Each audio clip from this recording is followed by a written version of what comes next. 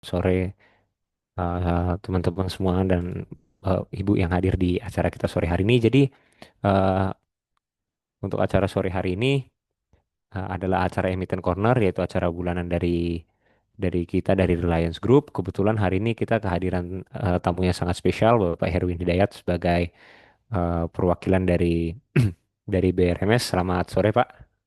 Selamat sore, Mas Efraim dan Ya, rekan-rekan dari Reliance Sekuritas. selamat sore. Suatu kehormatan untuk bisa bertemu dengan Bapak biarpun melalui ranah virtual ini ya Pak. Jadi izinkan saya sebelumnya untuk membacakan rundown acara kita untuk sore hari ini supaya teman-teman tahu. Untuk rundown acara kita untuk pertama kita akan sedikit mendengarkan opening speech dan pengenalan profil emiten. Kemudian setelah itu kita akan mendengarkan dan melihat video dari company profile. Kemudian kita akan mendengarkan sedikit paparan dari Pak Herwin mengenai kinerja emiten dan rencana emiten ke depannya. Baru setelah itu kita akan memberikan kesempatan untuk teman-teman semua untuk mengajukan pertanyaan di sesi Q&A kita. Baru setelah itu kita akan mendengar closing statement. Kurang lebih seperti itu pemaparan rundown acara untuk hari ini. Untuk yang pertama, saya persilahkan untuk Bapak Riza Priambada sebagai Directors dari Reliance Sekuritas untuk memberikan kata-kata pembukaan dan kata sambutan. Waktu dan tempat saya persilahkan, Pak. Baik, terima kasih Mas Efrem. Selamat sore Pak Arwin. Salam kenal Pak, sehat Pak. Ya, sore Mas Reza, terima kasih Ya, atas kesempatannya. siap-siap. Terima kasih Pak, kehormatan Pak. Kita bisa berdiskusi terkait dengan kinerja BRMS. Baik, Bapak, Ibu, dan rekan sekalian, Assalamualaikum warahmatullahi wabarakatuh. Salam sejahtera bagi kita semua. Om Swastiastu, Namo Buddhaya, Salam Kebajikan. Selamat sore Bapak Ibu rekan-rekan semuanya. Kami ucapkan selamat datang kembali dalam webinar emiten Pak Corner pada hari ini, Rabu 13 Agustus 2005. Nah, Emiten Corner ini merupakan event yang diselenggarakan oleh kami, yaitu PT Reliance Sekuritas Indonesia Tbk, dengan menghadirkan sejumlah emiten pilihan yang akan memaparkan kinerja hingga prospek maupun berbagai aksi korporasinya. Nah, kegiatan ini sebenarnya merupakan suatu wadah edukasi kepada para nasabah Reliance Sekuritas khususnya dan juga kepada publik umumnya. Nah, kegiatan Emiten Corner ini merupakan bagian dari kegiatan sosialisasi dan edukasi yang kami lakukan. Di antaranya ada market update, kemudian ada bedah emiten, lalu kemudian ada product knowledge yang berisikan pengenalan produk seperti online trading, rally trade, obligasi di mana LS juga menawarkan bond Reliance Finance atau Revi seri C yang memiliki kupon menarik 9,5%, di mana di tanggal 9 Agustus kemarin baru saja membagikan kuponnya. Nanti untuk kupon berikutnya akan dibagikan di 9 November. Ya, terus kemudian juga ada Viro di mana nantinya nasabah dapat bertransaksi obligasi secara online yang saat ini masih dalam tahap pengembangan. Kemudian juga produk knowledge terkait dengan reksadana melalui anak usaha kami yaitu Reliance Manajer Investasi, dan juga kami sebagai agen penjual efek reksadana oper. Lalu berikutnya ada Dire ya, yang saat ini juga masih dalam proses untuk listing di Bursa Efek Indonesia, dan layanan kami berupa Relinvest Community Apps ya, yang merupakan wadah edukasi di mana Bapak Ibu rekan dapat melihat konten edukasi, saling berdiskusi dan terkait dengan rumor, isu maupun info di market serta produk dan layanan lainnya. Ya, jadi Bapak Ibu bisa download di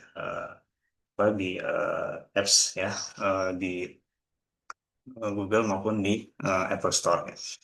Nah, pada emiten corner kali ini menghadirkan emiten industri komoditas logam, yaitu Bumi Resource Mineral Tbk atau yang kita kenal dengan kode saham BRMS.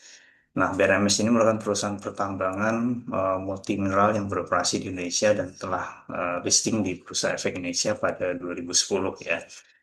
Nah, saat ini BRMS mengoperasikan beragam portofolio mineral ya. Jadi kalau selama ini mungkin kita hanya tahunya BRMS hanya produksi emas, ternyata kalau kita bedah apa di dalamnya, ternyata tidak hanya emas, ada tembaga, kemudian ada seng, ada timbal dan juga lainnya.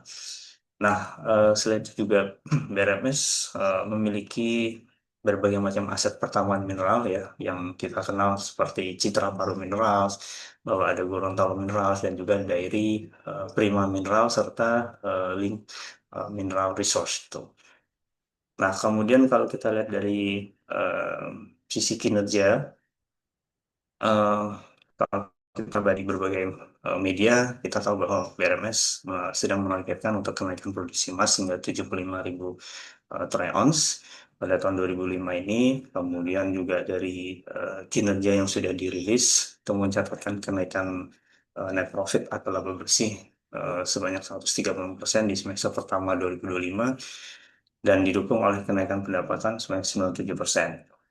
Nah, kemudian juga apa kita dapat info juga BRMS sedang menantikan pembangunan pabrik baru yang diharapkan dapat meningkatkan kinerja perusahaan. Nah, untuk Bapak Ibu dan rekan-rekan Redifern juga penasaran seperti apa pengembangan yang akan dilakukan oleh BRMS. Nanti kita akan kulik lebih jauh bersama Bapak Herwin Wahyu Hidayat. Beliau sebagai Director dan juga Chief Investor Relation Officer dari BRMS. Selanjutnya kami atas nama manajemen PT Reliance Sekuritas Indonesia Tbk mengucapkan banyak terima kasih kepada Bapak Herwin beserta tim BRMS yang sudah berkenan hadir untuk kita bersama berdiskusi terkait dengan kinerja dan prospek pengembangan dari BRMS.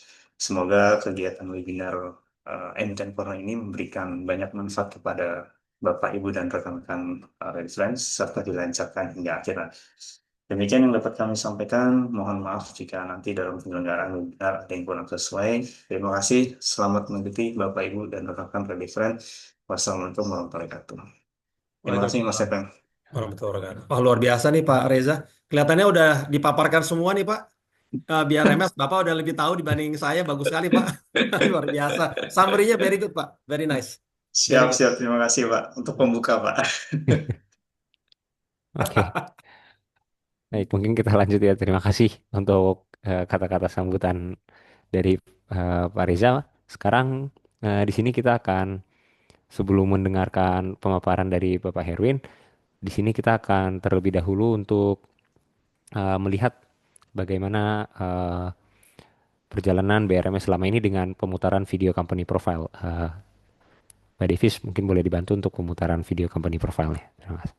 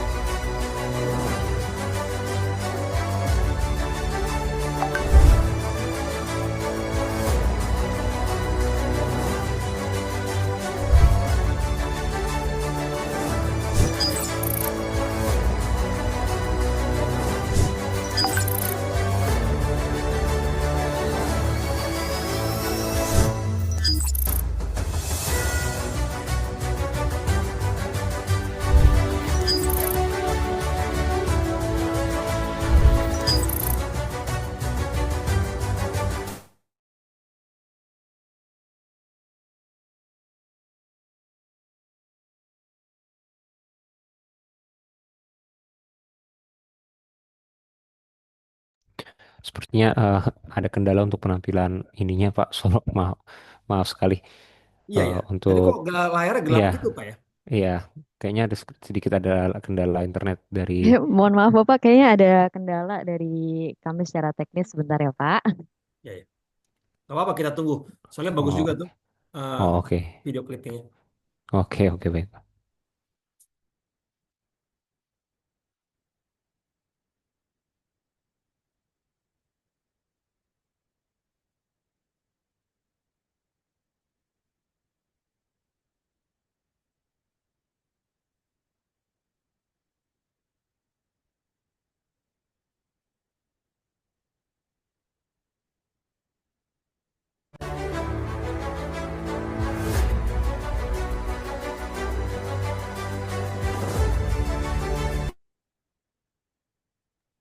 Masih belum muncul ya tadi videonya ya? Nggak Belum muncul, di. nggak muncul Mbak. Oke, coba sebentar.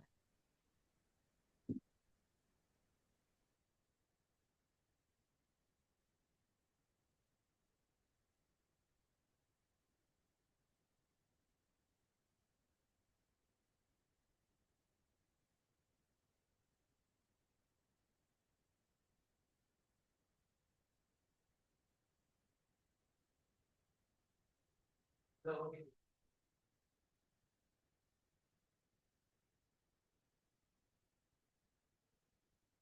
ini muncul, tapi nggak ada suaranya ya. Oh iya, Mas Efrem boleh di ini settingan mononya diatur.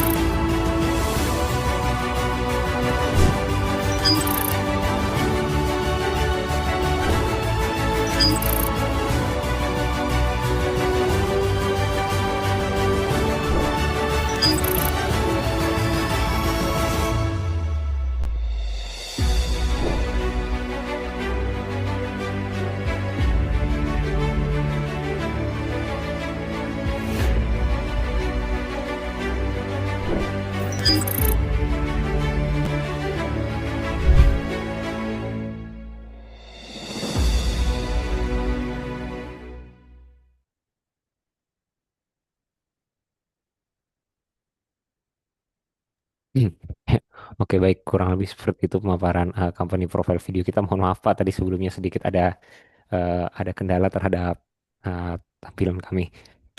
Nggak apa-apa. It's okay, Mas. Iya, oke, baik, terima kasih banyak Bapak. Oke, berikutnya kita akan masuk ke acara untuk pemaparan materi dari Pak Herwin dan tim dari pihak BRMS.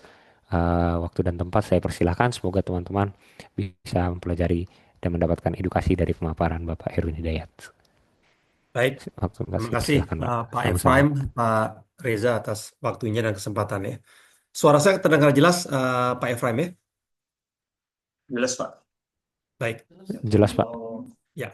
Oke, jadi kita akan memberi paparan mengenai kinerja produksi dan kinerja keuangan terkini dari Bumi Resources Minerals yang kodenya dikenal dengan BRMS di Bursa Efek Indonesia, Bapak dan Ibu. Ini adalah kinerja semester pertama tahun 2025. Ya, Neneng, selanjutnya. Baik, ini dapat dilihat di sini. Ini adalah 5 aset utama yang saat ini dioperasikan oleh BRMS. Um, yang pertama adalah proyek tambang emas yang ada di Palu, di Sulawesi. Ini saat ini satu-satunya sudah berproduksi secara komersial. Tadi seperti yang disebutkan oleh Pak Reza, ini Citra Palu Minerals yang mana kepemilikan BRMS hampir 100%. Yang kedua adalah proyek tambang tembaga dan emas. Saya sebutkan tembaganya dulu karena memang dominasinya lebih banyak tembaga dibanding emas yang ada di Gorontalo, di Sulawesi, yaitu Gorontalo Minerals, yang mana kepemilikan BRMS adalah 80%, sisanya 20% dimiliki oleh Aneka Tambang. Dan Gorontalo Minerals ini adalah alasan utama mengapa Salim Group itu masuk ke BRMS di tahun 2022 lalu. Baik, untuk yang ketiga dan keempat, Bapak dan Ibu, ini adalah proyek tambang emas. Memang skalanya cadangannya lebih kecil dibanding cadangan emas yang ada di Palu ya. Dan keduanya ini masih exploration stage saat ini ya. Tapi cukup cukup baik. Dan yang satu ada di Banten, Sumaheksa Sinergi. Yang satu lagi Lingi Mineral Resources ada di Aceh. Ini keduanya tambang emas, masih tarafnya eksplorasi. Kepemilikan kami juga mayoritas di Sumaheksa itu 80%, sementara di Lingi Mineral itu sekitar 60%. Yang terakhir, Bapak dan Ibu, ini adalah satu-satunya proyek tambang mineral kami yang bukan emas dan juga bukan tembaga. Namun, dan ini juga satu-satunya yang kepemilikan kami minoritas. Jadi ini adalah proyek tambang seng dan timah hitam yang ada di kota Dairi, di Sumatera Utara, namanya Dairi Prima Mineral.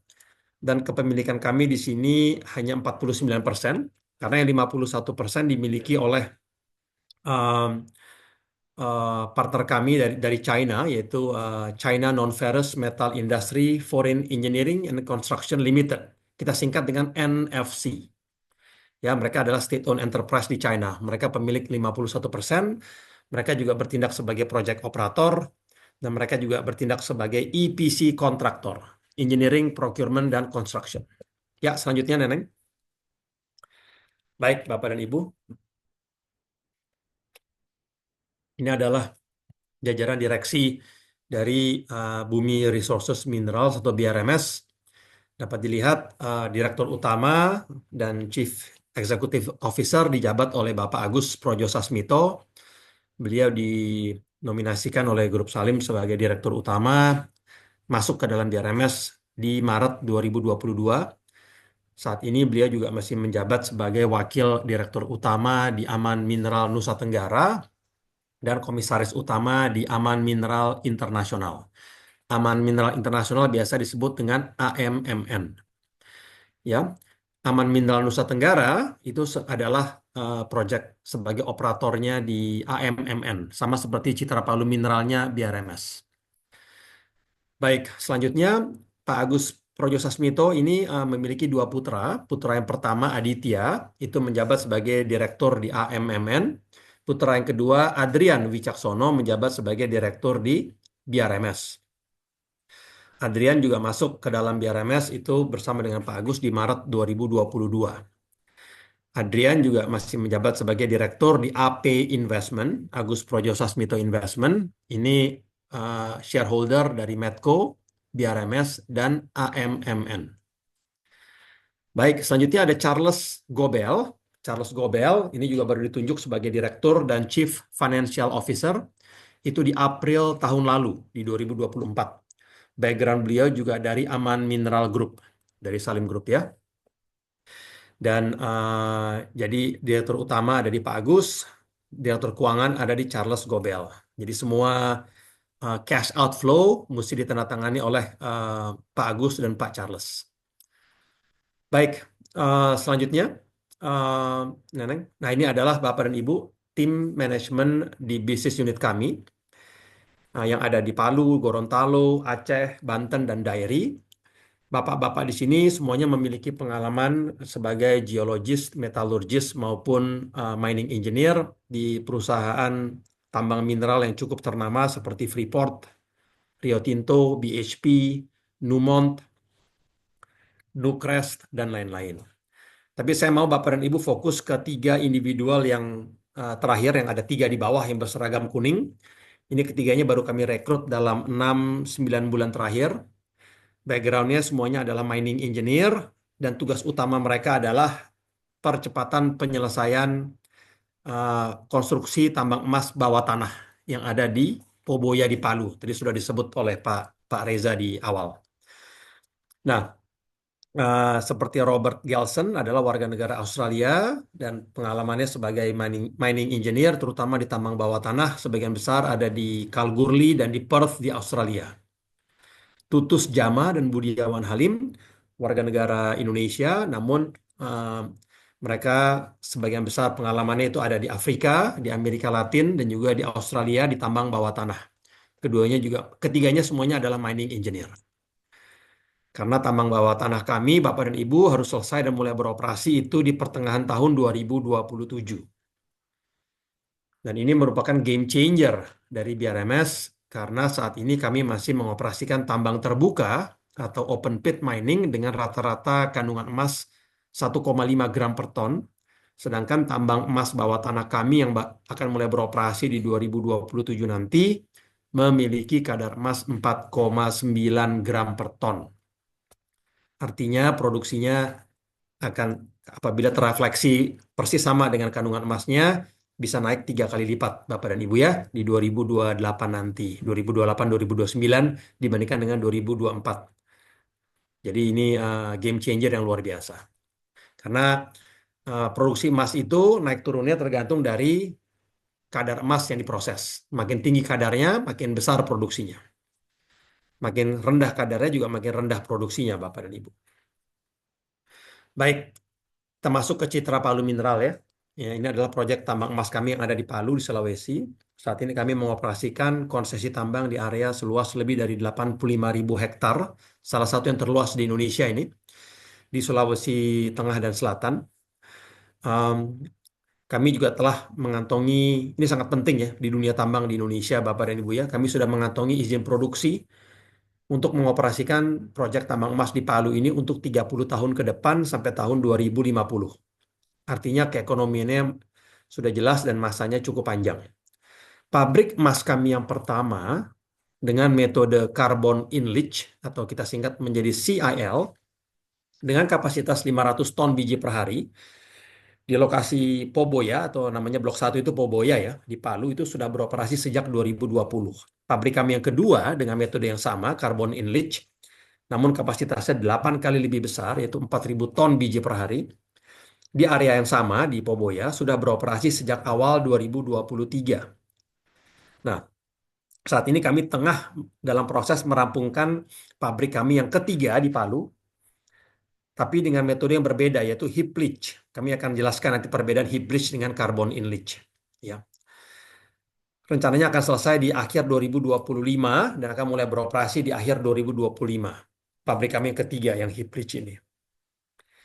Nah, selanjutnya Bapak dan Ibu perlu dicermati, kami juga telah menunjuk kontraktor tambang asal Australia namanya McMahon. Ini skalanya global. Mereka sering bekerja dengan Freeport, dengan Escondida di Chili, di Amerika Selatan ya. Dengan Aman Mineral tentunya, dengan Newmont. Kami telah menunjuk McMahon sebagai kontraktor tambang emas terbuka dan tambang emas bawah tanah kami di Palu sejak akhir tahun lalu. Jadi selain McMahon ini sahamnya tercatat di Bursa Efek Australia, perlu dicermati bahwa 45% saham dari McMahon itu dimiliki oleh Aman Mineral Nusa Tenggara. Jadi grup Salim juga ya. Baik. Kemudian dapat saya sampaikan, dapat lihat di tabel di bawah, itu adalah tren produksi kami secara historis ya. Di 2020 produksi emas kami sudah mencapai 2.200 ons emas. Di 2021 naik 2 kali lipat menjadi 4.300 ons emas karena pabrik yang pertama mulai beroperasi. Di tahun 2022 ada kenaikan sedikit menjadi 5.400 ons emas. Di 2023 naik 4 kali lipat menjadi 23.000 ons emas karena pabrik yang kedua mulai beroperasi namun belum mencapai full capacity Bapak dan Ibu. Di tahun 2024 produksi emas kami meningkat lagi 3 kali lipat menjadi 64.000 ons emas karena memang pabrik yang kedua sudah mencapai full capacity. Dan untuk di first half atau semester pertama tahun 2025, produksi emas kami sudah mencapai 38.000 ons emas. Tadi telah disampaikan juga oleh Pak Reza, itu betul sekali. Guidance kami di tahun 2025 ini adalah bisa mencapai produksi emas antara 68.000 sampai 75.000 ons emas targetnya. Jadi masih ada kenaikan Bapak dan Ibu ya, untuk full year 2025. Di 2026 targetnya kita bisa mencapai antara sekitar 80.000 sampai 85.000 ons emas. Di 2027 mungkin ada sedikit kenaikan, tidak terlalu besar ya. Karena di situ cadangan emas dari tambang terbuka kami mulai menyusut dan tambang emas bawah tanah kami itu baru mulai masuknya di akhir 2027 ya. Jadi target produksi di 2027 itu di kisaran 85.000, 90.000 ons emas ya. Baru di 2028 Bapak dan Ibu itu kita sudah mulai sebagian besar itu produksi dari tambang emas bawah tanah ya. Jadi target produksi kami akan meningkat cukup signifikan, itu di atas 160.000 ons emas targetnya. Dan di 2029 onward sampai selesai umur tambang targetnya bisa konsisten di atas 230.000 ons emas. Jadi memang game changernya adalah di 2027 saat kami mulai memproduksikan emas dari tambang bawah tanah kami dengan kadar yang lebih tinggi. Nah ini dapat dilihat di tabel di sebelah kanan. Ini ada tabel yang atas itu adalah sumber daya atau resources, yang di bawah itu adalah cadangan atau reserve. Jadi kalau kita biar gampang Bapak dan Ibu ya, reserve itu adalah seperti commercial production lah. Sementara resource itu adalah reserve plus potential upside. Ya. Jadi kalau di reserve kita itu yang di tabel di bawah itu jumlah cadangannya sekitar 34 juta ton biji. Itu ore ya atau biji. Rata-rata kadar emasnya 3,2 gram per ton. Dan sebagian besar memang didominasi oleh kadar emas dari tambang bawah tanah yang 4,9 gram per ton. Namun kenapa rata-ratanya turun menjadi 3,2 gram per ton? Karena juga masih ada cadangan emas dari tambang terbuka yang di bawah 1 gram per ton.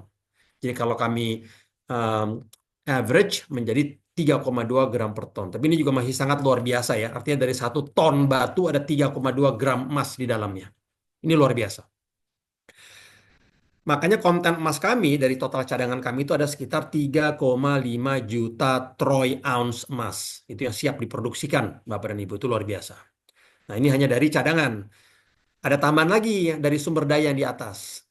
Jadi ada tambahan lagi sekitar 1 juta ounce emas, sehingga total sumber dayanya menjadi 4,5 juta ounce emas. Itu 3,5 juta yang ada di reserve ditambah 1 juta yang ada tambahan potensial di sumber daya. Sehingga totalnya menjadi 4,5 juta troy ounce emas. Nah, data-data reserve dan resource ini Bapak dan Ibu itu baru dipublish di akhir tahun lalu berdasarkan standar JORC, Joint Ore Reserve Committee, yang dibuat oleh konsultan kami dari Australia, dari Perth, kantornya di Australia, namanya AMC Consultant. Ya, Australian Mining Consultant. Ini salah satu yang sangat punya reputasi yang sangat sangat baik lah. Kalau di auditor seperti the Big Four lah mereka nih. Ya, baik. Selanjutnya, Neneng. Nah ini kinerja produksi kami year on year dapat dilihat Bapak dan Ibu ya, untuk produksi emas meningkat year on year dari 26.000 ons menjadi 38.000 ons emas year on year. Tapi peningkatan itu memang dikarenakan dapat dilihat di sebelah kanan atas karena memang grade emas yang kami proses juga mengalami peningkatan dari 1,29 gram per ton menjadi 1,52 gram per ton. Nah, ini yang menyebabkan produksi emas kami meningkat. Nah, di bawah itu dapat dilihat orang suka lupa bahwa selain emas, kami itu juga sebenarnya memproduksikan perak, Bapak dan Ibu. Dari tambang emas kami ada byproductnya perak. Bahkan produksi perak kami itu 3 kali lebih besar dari produksi emas kami. Contohnya di semester pertama tahun 2025, produksi perak kami itu sekitar 93.000 ons perak. Jadi 3 kali lebih besar. Namun memang kalau dilihat dari total pendapatan per tahun, itu kontribusi dari perak itu hanya 3-5% saja. 97% dari pendapatan tahunan kami, revenues kami itu masih dari emas. Ya, Neneng selanjutnya. Nah, ini dapat dilihat eh, kenapa kontribusi perak ke dalam pendapatan kami sangat rendah, karena memang harga jual perak, Bapak dan Ibu, itu hanya 1% dari harga jual emas. Contohnya, harga jual emas kami itu meningkat year on year ya, dari $2.200 menjadi $3.000 per ons. Sementara harga perak itu peningkatannya dari $21 ke $29 per ons. Jadi ya, harga jual perak itu memang, harga jual perak dunia masih sekitar 1% dari harga jual emas dunia. Baik, Neneng, selanjutnya. Nah, ini tadi Bapak dan Ibu ya. Em, Total 2 pabrik yang sudah beroperasi di Palu tadi saya sampaikan. Pabrik ketiga yang akan mulai beroperasi di akhir tahun ini. Total cadangan yang luar biasa dengan konten emas 3,5 juta troy ounce emas. Kemudian prospek dari tambang bawah tanah emas yang akan mulai beroperasi di 2027. Itu semua hanya berasal dari satu lokasi saja, Bapak dan Ibu, yaitu Blok 1 yang namanya Poboya. Nah, artinya masih ada upside dari blok 2, 4, 5, dan 6 dalam konsesi kami. Karena belum kami explore lebih lanjut. Harapannya bisa ada potensi seperti yang ada di blok 1. Baik, jadi upside-nya masih sangat besar. Ya, Neneng selanjutnya. Nah, ini adalah foto atau gambar Bapak dan Ibu dari pabrik kami yang pertama ya. Dengan metode carbon in leach dengan kapasitas 500 ton biji per hari. Ada jaw crusher, sack mill dan ball mill, cyclone, tangki-tangki carbon in leach, elution dan electrowinning. Dan ini adalah lempengan-lempengan Dore Bullion yang dihasilkan dari pabrik kami, Bapak dan Ibu. Itu ada logo CPM, itu singkatan dari Citra Palu Mineral. Ya, selanjutnya Neneng. Nah, ini adalah gambar foto dari pabrik kami yang kedua, Bapak dan Ibu. Persis sama dengan yang pertama, namun kapasitasnya jauh lebih besar. Karena kapasitasnya 4.000 ton biji per hari. 8 kali lebih besar dari pabrik pertama. Sama juga ada crusher, sack mill dan ball mill, cyclone, tangki-tangki carbon in leach. Dan ini adalah gambar dari lempengan-lempengan Dore Bullion yang dihasilkan dari pabrik kami yang kedua. Kandungan emas dari Dore Bullion ini kira-kira 30-40%, Bapak dan Ibu. Sisanya yang 60% itu perak. Nah, lempengan-lempengan Dore Bullion inilah yang setiap bulannya berkarung-karung kami kirim ke fasilitas pemurnian di Jakarta atau di Pulau Gadung ya, miliknya Aneka Tambang, atau di Bandung miliknya Harta Dinata Abadi. Mereka yang akan memurnikan sampai menjadi emas murni batangan. Kita bayar processing fee, Bapak dan Ibu, Rp1.000 per gram Dore Bullion. Artinya processing fee ini bagian dari cash cost BRMS. Antam dan Harta Dinata bertindak sebagai tukang jahitnya aja. Nanti emas batangannya kembali menjadi milik kami dan dapat kami jual ke pihak ketiga manapun dengan harga pasar. Harga jual kami mengacu kepada LBMA, Bapak dan Ibu, London Bullion Market Association. Ya, Neneng.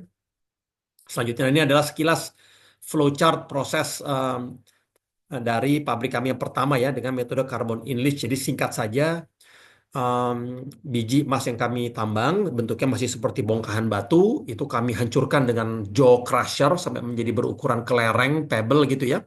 Kemudian kami giling lebih lanjut dengan sack mill dan ball mill sampai menjadi halus seperti pasir ukurannya si biji-biji emas tersebut.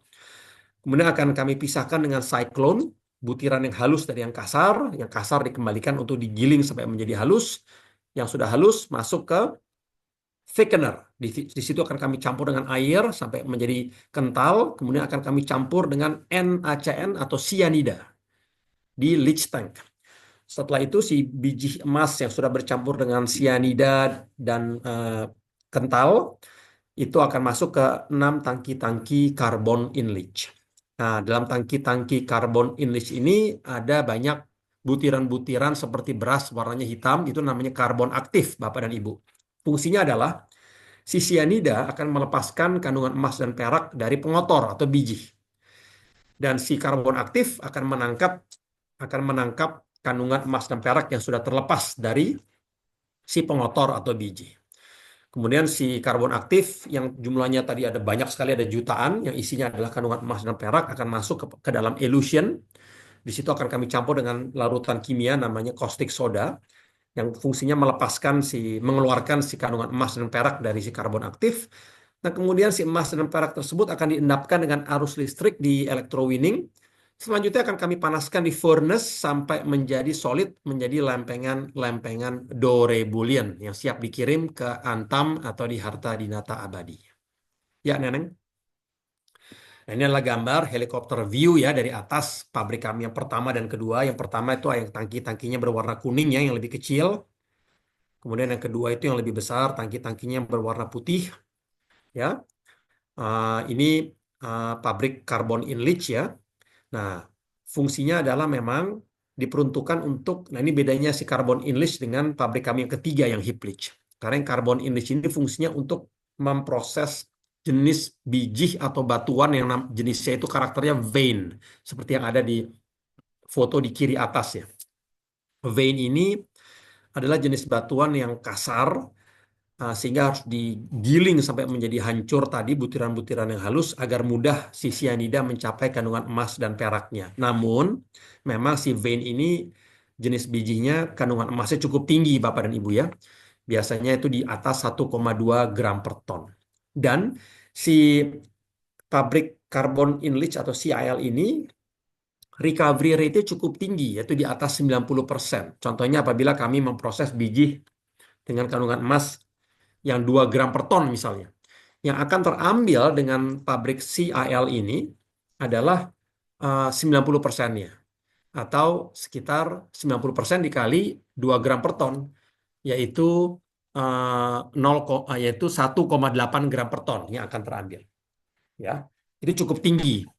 Artinya yang uh, uh, artinya yang 0,2 gram per ton atau yang 10% akan hilang dalam proses. Itu normal, Bapak dan Ibu ya. Baik. Ya, selanjutnya. Nah, ini adalah gambar proses pembangunan, progres pembangunan dari pabrik kami yang ketiga, yang namanya heap leach. Jadi ada tempat pondasi untuk pabrik absorption, desorption, dan recovery plant. Kemudian ada juga carbon in column yang akan kami pasang ya. Rencananya akan ada 6 yang terpasang ya. Saat ini sudah 4 atau 5 yang sudah terpasang ya. Selanjutnya Neneng. Nah, ini dari helikopter view dapat dilihat pabrik heap leach yang sedang on progress, sudah 80% selesai. Targetnya akan mulai beroperasi di akhir tahun ini Bapak dan Ibu ya. Dan memang pabrik heap leach ini, Bapak dan Ibu, itu diperuntukkan untuk memproses jenis batuan yang namanya gneiss. Berbeda dengan si CIL atau carbon in leach yang tadi jenis batuannya vein ya. Gneiss ini memang karakternya batuannya lebih fragile, lebih mudah hancur. Jadi tidak perlu digiling dengan mesin giling tadi sampai menjadi halus. Namun memang gneiss ini kadar emasnya lebih rendah, biasanya di bawah 0,8 gram per ton. Nah, kemudian pabrik heap leach ini memang recovery rate-nya juga lebih rendah dibanding CIL. Kalau tadi yang CIL itu recovery rate-nya 90%, heap leach ini recovery rate-nya uh, hanya 65% saja. Jadi contohnya apabila kami mengoperasikan uh, biji emas dengan kandungan katakanlah 0,8 gram per ton, maka yang terambil oleh si pabrik heap leach ini hanya 65% dari 0,8, yaitu hanya uh, sekitar 0,5 gram per ton. Jadi memang rendah sekali Bapak dan Ibu. Beda dengan si CIL tadi. Untuk itu yang mau saya sampaikan adalah sebentar Bapak dan Ibu ya. Yang saya mau sampaikan adalah sebentar.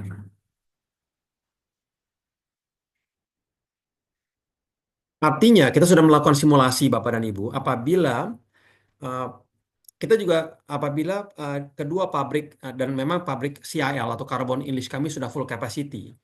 Dan apabila pabrik kami yang heap leach nanti juga sudah full capacity yang ada di Palu, nah kami juga berencana menyelesaikan satu lagi pabrik emas heap leach yang ada di Gorontalo ya.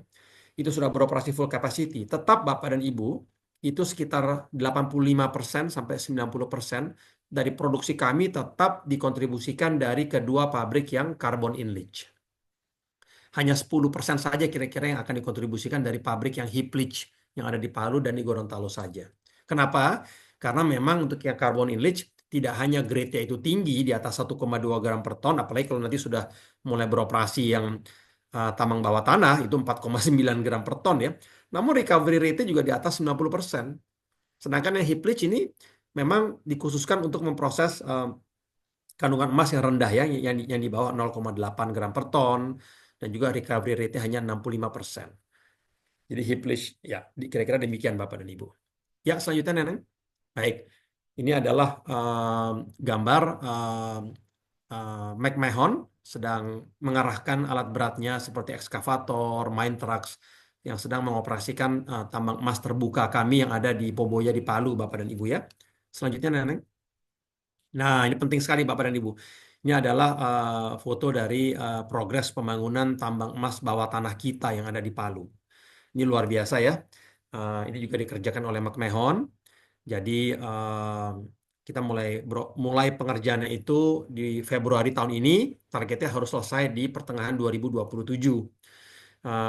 Untuk portal atau pintu masuk ke mulut tambang bawah tanah sudah selesai dikerjakan Bapak dan Ibu. Itu ukurannya 5 kali 6 meter. Sementara panjangnya tunnel atau decline atau terowongan itu sudah mencapai lebih dari 200 meter. Selanjutnya Neneng dari helikopter view dari atas mungkin ada fotonya. Nah, ini dari foto dari atas bisa dilihat ya. Jadi box cut itu tadi yang adalah jalan masuk ke portal ke pintu masuk tambang bawah tanah kami, itu box cutnya ya. Kemudian paste plant itu kayak seperti semacam batching plant lah atau pabrik pengaduk semen ya untuk kita memproduksi semen. Jadi lubang-lubang yang baru kami bor itu akan kami isi dengan semen agar untuk memperkuat lubang agar tidak rubuh ya, tidak longsor ya. Kemudian itu ada HV yard, itu adalah high voltage yard, itu adalah tempat power genset untuk memastikan bahwa selain ada listrik dari PLN, tetap ada juga power genset sebagai backup. Kemudian dam itu adalah tempat water treatment dari air-air yang ada dari pembangunan tambang bawah tanah itu kami lakukan water treatmentnya dulu. Kita pastikan tidak ada toksiknya. Shaft sink itu adalah tempat kami membangun ventilasi lubang udara untuk kita pastikan memang jadi penambang bisa bernafas dengan cukup baik lah di bawah tanah. Demikian kira-kira Bapak dan Ibu ya. Baik, jadi itu selesai dari Palu. Ini sekilas mengenai Gorontalo, Bapak dan Ibu. Jadi ini Gorontalo adalah proyek tambang tembaga dan emas kami yang ada di Gorontalo di Kabupaten Bone Bolango. Luas konsesinya itu sekitar 25.000 hektar. Dan persis sama seperti Palu, Gorontalo sudah mengantongi izin produksi untuk mengoperasikan proyek tambang tembaga dan emas untuk 30 tahun ke depan sampai dengan tahun 2052, Bapak dan Ibu ya. Nah, seperti yang telah disampaikan tadi, kami berencana untuk membangun dan menyelesaikan pabrik emas dengan metode heap leach itu targetnya di akhir tahun depan, di tahun 2026. Ya, kemudian itu ada tabel cadangan dan sumber daya di sebelah kanan. Itu masih a bit outdated. Rencananya akan kami update lebih lanjut karena target kami 2 tahun ke depan kita akan melakukan massive drilling campaign di Gorontalo demi meningkatkan jumlah cadangan tembaganya. Kemudian kita juga akan melakukan estimasi dengan standar JORC atau JORC, Joint Ore Reserve Committee. Dan setelah itu kita akan umumkan ke publik, ke market melalui press release Bapak dan Ibu ya. Baik. Ya, Neneng. Nah, ini adalah aktivitas pemboran di prospek tambang emas yang ada di lokasi tambang Motomboto di Gorontalo, base camp atau mes karyawan, kantor, kemudian core shed tempat kami menyimpan biji-biji tembaga dan emas untuk kami teliti kandungan emas dan tembaganya. Dan perlu saya sampaikan memang di Gorontalo ini um, kenapa kita harus melakukan massive drilling campaign dalam 2-3 tahun ke depan? Karena ini juga dilakukan seperti yang dilakukan di Aman Mineral di Batu Hijau ya. Jadi karena Gorontalo ini banyak yang beranggapan ini adalah the next Batu Hijau. Dan memang target kami di sini kita tidak akan membangun copper smelter, Bapak dan Ibu ya, karena sudah ada 3 copper smelter di Indonesia ya. 2 dimiliki oleh Freeport di Gresik di Jawa Timur dengan total kapasitas 1,3 plus 1,7 juta ton koper per tahun, dan satu ada di Sumbawa yang dioperasikan oleh Aman Mineral dengan kapasitas 900.000 ton koper per tahun. Jadi kami mungkin hanya akan membangun flotation unit saja untuk memproses biji tembaga yang kami tambang sampai menjadi konsentrat saja. Konsentratnya bisa kita jual putus baik ke Freeport maupun ke Aman di kemudian hari, Bapak dan Ibu. Karena memang skala kami tidak untuk membangun copper smelter, itu luar biasa mahalnya, itu di atas 2 miliar dolar. Ya, kami cukup membangun pabrik flotation unit, produk akhirnya copper concentrate. Tapi tentunya untuk tahu berapa capex-nya untuk membangun pabrik tersebut dan berapa kapasitasnya, tetap masih menunggu hasil pemboran yang ada di Gorontalo saat ini untuk 2 tahun ke depan, Bapak dan Ibu ya. Ya, selanjutnya Neneng. Baik. Suma Heksa Sinergi, proyek tambang emas yang ada di Banten. Ini sama seperti Palu dan Gorontalo, kita juga sudah mengantongi izin produksi untuk mengoperasikan proyek tambang emas di Banten ini untuk 20 tahun ke depan sampai tahun 2039. Dapat dilihat sebelah kanan, ini tabel sumber dayanya. Ini belum pakai JORC ya, belum pakai JORC, kita masih pakai KCMI, Komite Cadangan Mineral Indonesia. Itu yang local version of JORC.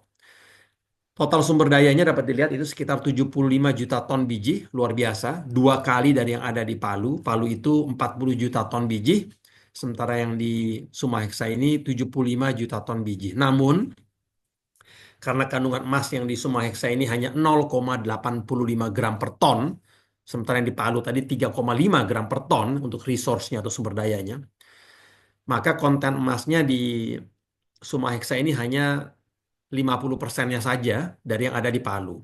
Di Palu tadi ada 4 juta ton, ada 4 juta ons emas, sementara yang ada di Sumaheksa hanya ada 2 juta ons emas. Ya inilah betapa powerfulnya kandungan emas itu dalam tambang emas. Makin tinggi kandungan emasnya atau kadar emasnya, makin besar produksinya.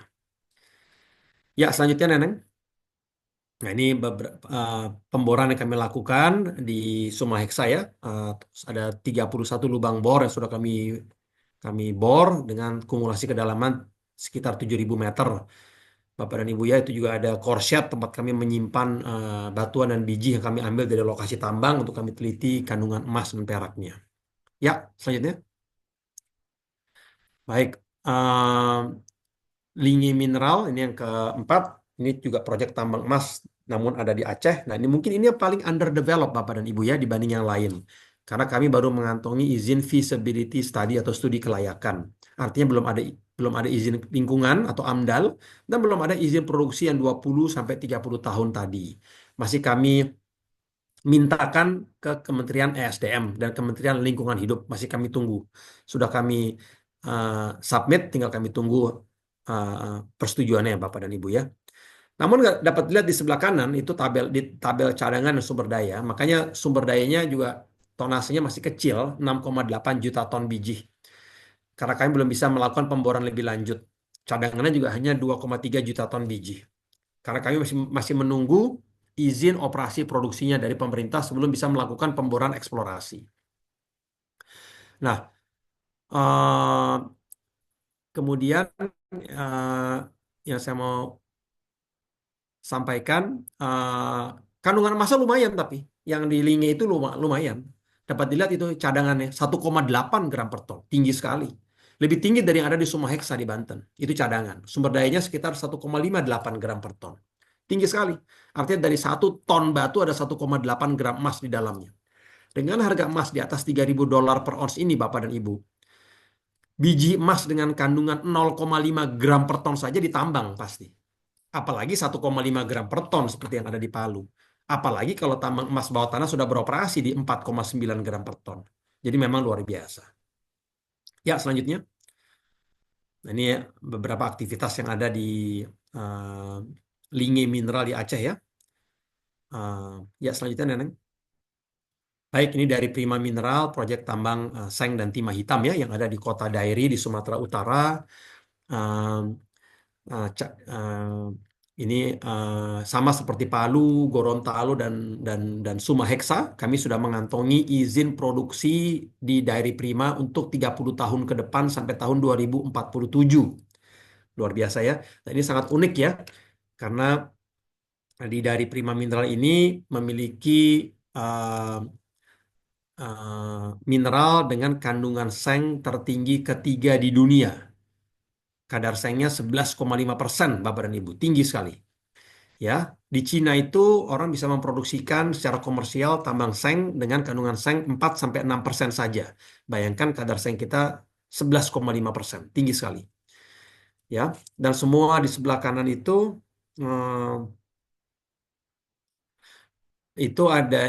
itu semuanya sudah cadangan dan sumber daya perhitungannya sudah dengan standar JORC atau JORC, Joint Ore Reserve Committee, Bapak dan Ibu ya, dari Australia.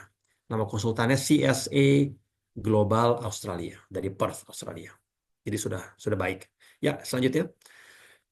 Nah, ini gambar dari pembangunan. Nah, ini juga salah satu lokasi tambang di konsesi tambang seng di Dairi yang kami akan bangun, itu namanya lokasi tambang Anjing Hitam namanya.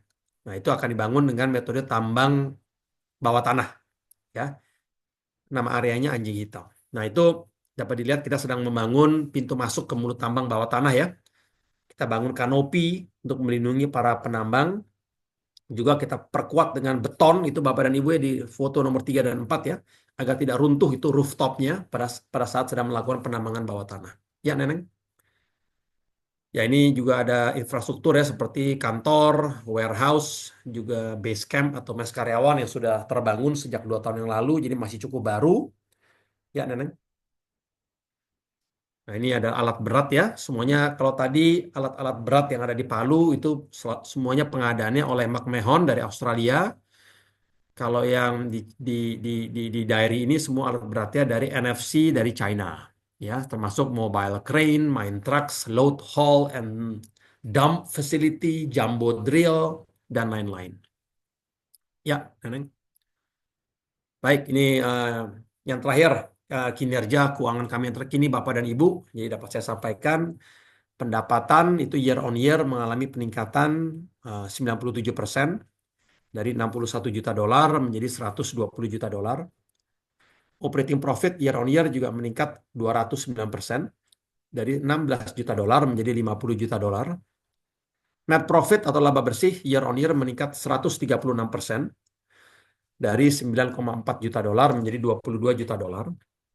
Peningkatan top line dan bottom line year on year dari first half 2024 ke first half 2025 itu dikarenakan dua faktor Bapak dan Ibu. Yang pertama, produksi emas kami mengalami peningkatan year on year sebesar 46% ya, dari 26.000 ons menjadi 38.000 ons emas.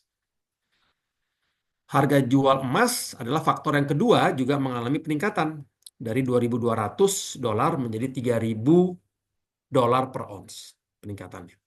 Nah, saya juga harus sampaikan bahwa di first half 2025 kami membukukan ada one time write off atau write off atau expense yang hanya dibukukan satu kali saja.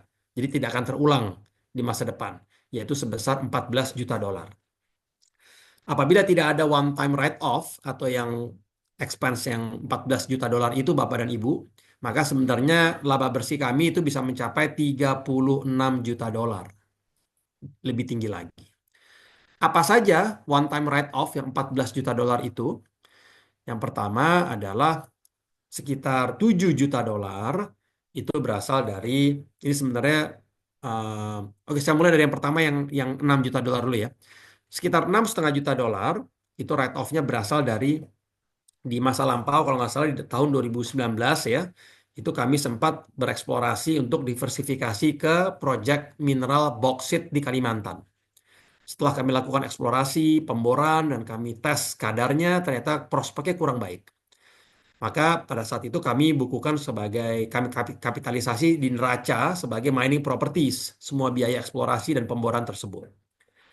Nah, namun kantor akuntan publik kami menyarankan bahwa sebaiknya karena ini toh tidak akan diproduksikan di masa depan, sebaiknya di write off saja. Maka kami write off menjadi expense sebesar 6,5 juta dolar di semester pertama tahun ini. Tapi ini hanya satu kali saja, tidak akan terulang lagi.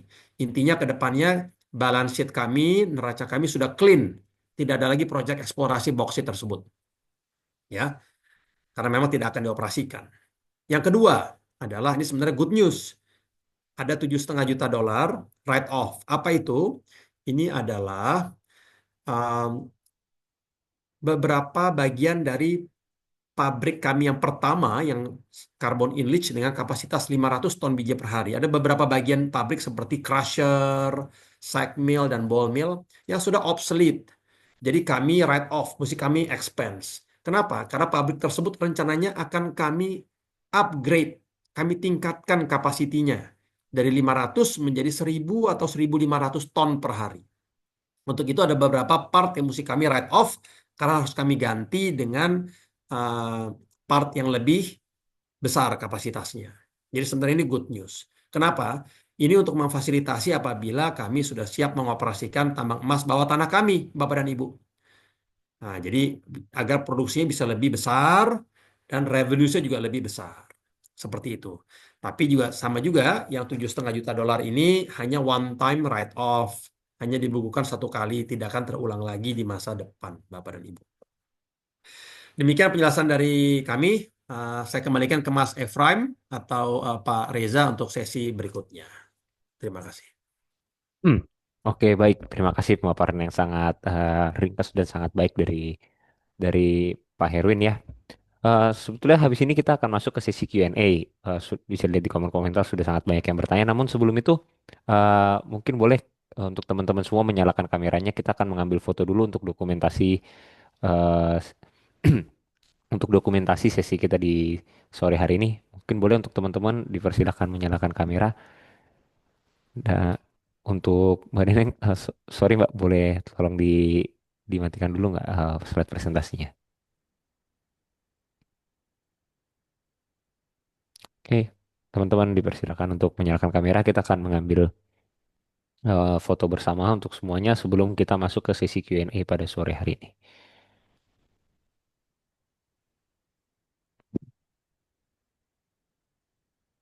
Ya, kita foto dulu, Mas ya. Ya, foto dulu Pak.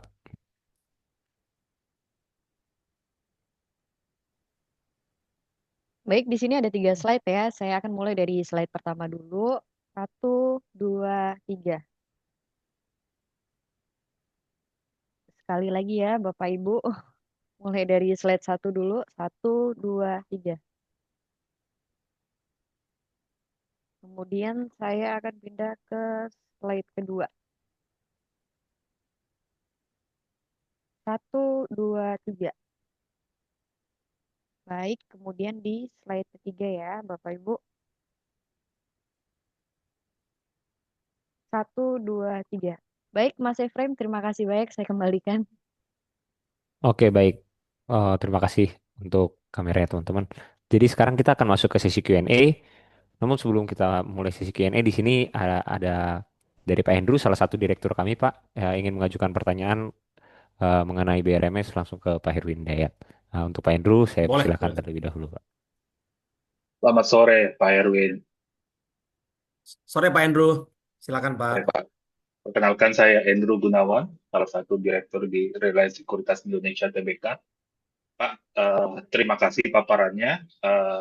Saya pikir tadi penjelasannya sangat ini ya, sangat komprehensif dan semoga dapat membantu nih para tenaga pemasar kami ya dalam menyalurkan tadi ide-ide dan juga informasi-informasi kepada para nasabah kami juga nih Pak.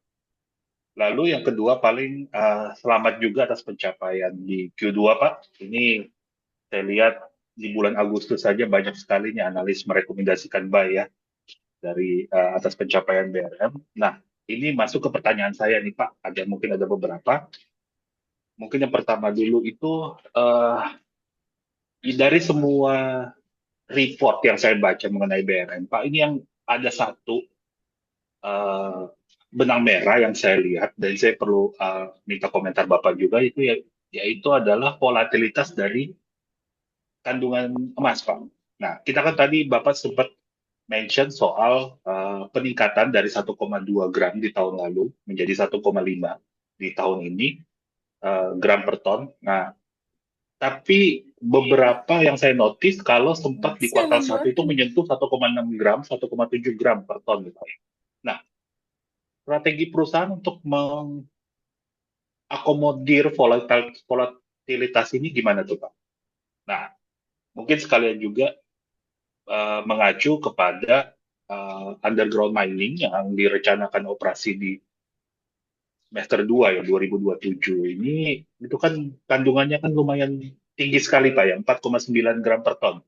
Nah, mengacu juga kepada beberapa artikel mungkin 1-2 tahun lalu di mana pada saat pabrik kedua ini masih dalam commission ya Pak ya, masih belum beroperasi, itu kan sempat ada artikel-artikel di mana kandungan emas yang akan dieksplorasi ini, yang akan dieksploitasi ini kan sekitar 3,6-3,7 gram per ton. Nah, ini kan yang pengen saya tahu bagaimana strategi perusahaan untuk menjaga itu di tahun 2027, steady di 4,9 bahkan bisa sampai 5 gram per ton ya Pak ya. Mengingat juga ada kabar-kabar tidak sedap juga kan soal blokade juga di awal tahun kemarin. Nah, kita pengen tahu bagaimana perusahaan menstabilkan kandungan emas tersebut ya. Lalu yang berikutnya nih Pak, nih saya langsung aja dibanyak-banyak. Nih mengingat ketidakstabilan geopolitik ini, Pak, ini kan harga emas naik terus. Pandangan dari pihak perseroan itu gimana sih terhadap kenaikan harga emas dunia dan berarti bersejalan juga dengan strategi jangka panjang perseroan ya terhadap tren kenaikan emas ini, Pak. Mungkin itu aja dulu dari saya, Pak. Terima kasih. Ya, wah luar biasa Pak Andrew pertanyaannya. Kelihatannya sudah lengkap nih. Setelah ini kita bisa sudahi kayaknya nih Pak. Sudah lengkap sekali pertanyaannya Pak. Suara saya kedengeran Pak ya? Kedengeran sekali, Pak. Kedengeran ya. Baik. Oke, saya coba jawab satu persatu Pak ya. Yang pertama mengenai kandungan emas Pak. Itu betul Pak. Itu right in the money yang Bapak tanyakan. Memang salah satu risikonya adalah kita ini memang baru mulai beroperasi di tahun 2020 Pak. Jadi kalau dibandingkan Antam, Merdeka, Arci, PSAB, kita yang paling muda mungkin Pak. Kita baru mulai beroperasi itu for the first time 2020 Pak. Disitulah kita baru punya pabrik yang pertama. Artinya Pak, uh, uh, we have no choice Pak. Uh, kita belum punya persediaan stockpile yang demikian besar Pak. Artinya we produce what we mine. Whatever we mine, we produce. Kalau grade-nya rendah, ya hasil produksi emasnya ya rendah, Pak. Kalau grade-nya tinggi, hasil emasnya tinggi. Namun kami cukup beruntung, Pak, bahwa tapi lumayan lah, Pak, antara 1,2 sampai 1,8 gram per ton. Nah, tapi memang betul, Pak. Ini juga sekalian saya sampaikan, ini pertanyaan Bapak Ali. Karena memang di Q2 dan Q3 kami sudah sampaikan di press release kami Pak, itu di minggu lalu saat kami sampaikan kinerja keuangan kami.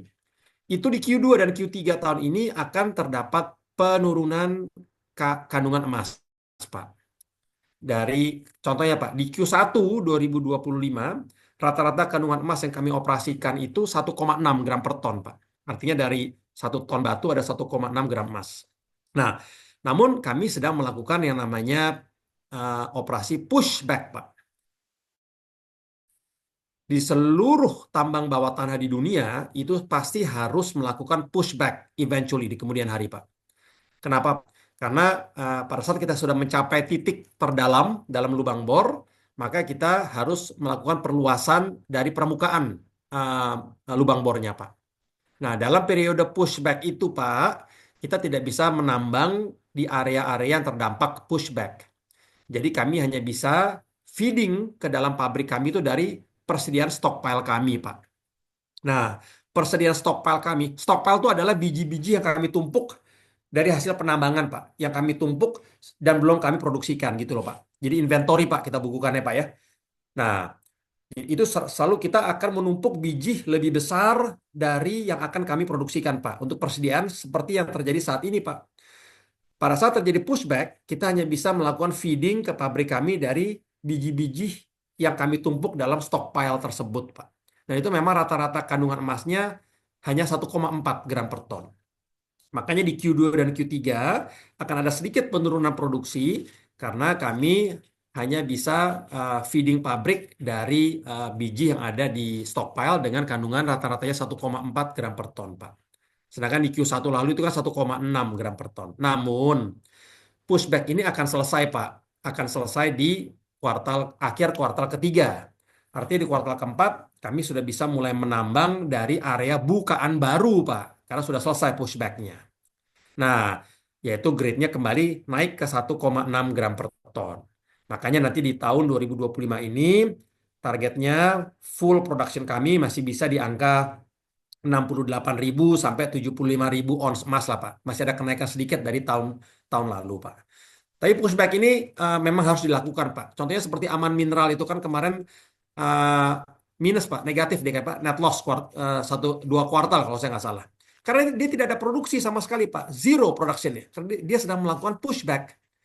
Nah, kita untungnya masih ada stockpile, persediaan di biji di stockpile kita, Pak. Jadi bisa kita feeding ke pabrik kita, Pak, pada saat kita melakukan pushback. Coba Neneng bisa di gambar yang pushback itu, Neng, bisa di share. Ini penting sekali nih, pertanyaan ini bagus. Ini bagus sekali pertanyaan Pak Andrew. Nah, ini Pak. Nah, ini Pak, ini pakai gambar tangan saya biar gampang, Pak ya. Ini adalah gambar open pit mining, Pak. Jadi itu yang ore body itu adalah biji-biji yang ada di dalam tanah, Pak. Nah, itu cekungan itu adalah tambang terbuka saya, Pak. Namanya open pit mining. Bentuknya cekungan seperti itu, Pak ya. Nah, itu pada saatnya nanti kita akan mencapai cekungan yang terdalam, Pak. Cekungan yang terdalam. Nah, itu dia, Pak, yang ada panah ya. Cekungan yang terdalam. Kalau sudah sampai cekungan yang terdalam, saya nggak bisa lagi ke kiri dan ke kanan. Saya mesti ke permukaan, baru saya perluas, Pak. Coba Neneng. Nah, inilah namanya pushback, Pak. Sesuai namanya pushback itu, Pak. Dari permukaannya saya mesti perluas ke kiri dan ke kanan. Jadi kalau dari atas Bapak lihat dari helikopter view, dari titik terluar dari lubang tambang itu kami perlebar, Pak, diameternya. Nah, sehingga kita bisa mengambil biji-biji yang tidak bisa diambil sebelumnya itu, Pak. Nah, itu terambil semua tuh, Pak. Nah, seperti itu, Pak. Nanti kalau sudah sampai ke titik terdalamnya, Pak, di pushback yang kedua, maka harus pushback lagi yang ketiga, Pak. Kemudian kita bangun lagi makin dalam, Pak, sehingga terambil lagi tuh biji-biji emasnya. Gitu kira-kira, Pak. Coba nanti bisa dari yang gambar. Nah, pushback itu tidak harus selalu simetris, Pak. Ini contohnya, Pak. Ini yang ada titik-titiknya itu adalah lokasi dari biji emasnya, Pak ya. Ini saya ambil ada saya ambil dari Google, Pak ya. Nah, itu pit 1 itu adalah penambangan terbuka yang pertama, Pak. Seperti itulah. Inisialnya penambangan terbukanya seperti itu, Pak. Tambang terbukanya seperti itu, pit 1, Pak. Kemudian dilakukan pushback menjadi pit 2, Pak. Jadi ke kiri dan ke kanan, Pak. Ada pushback jadi pit 2, Pak. Ya, makin lebar, Pak. Kemudian pit 3 itu pushbacknya hanya ke kiri, Pak. Jadi tidak harus ke kiri dan ke kanan. Kenapa dia hanya ke kiri? Karena dia mau mengambil biji-biji titik-titik yang ada di sebelah kiri itu, Pak. Kemudian pushback yang keempat dan kelima dan keenam juga hanya ke kiri saja, Pak. Tidak ada yang ke kanan. Karena dia hanya untuk mengambil titik-titik atau biji emas yang lokasinya ada di kiri. Baru pushback yang ketujuh dia lakukan ke kiri dan ke kanan. Karena dia juga mau mengambil biji-biji emas yang lokasinya ada di sebelah kanan, Pak.